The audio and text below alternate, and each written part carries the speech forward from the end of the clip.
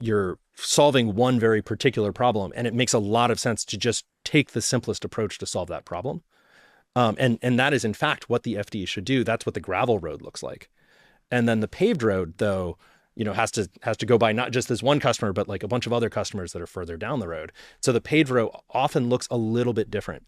But the flip side of this, though, is, imagine you said, well, clearly this FDE approach is just wrong. Like the FDE is building the wrong thing. What if the product team just thinks really hard about what to build and then they go build that? They're absolutely going to build the wrong thing. In fact, the way that we would often build features early on is that, first the FDE team would build something, they'd see something at one customer. We'd bring it back to the product team in Palo Alto and we'd say, okay, what's the right generalized version of this? And that those FDEs would participate in those discussions, right? That was incredibly important.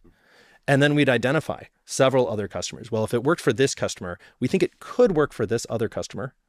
So let's bring the FDEs from those customers in as well and help them design. And they can help us design this feature so that when we build something, we know it'll work for, the customer it was initially prototyped, and we know it will work for these others. And then of course, once you built that context where everybody can see here are 3 different workflows that are subtly different, then suddenly you're not having this argument about like, well, we think it should be general and we think it should be specific, but everybody is solving the same problem.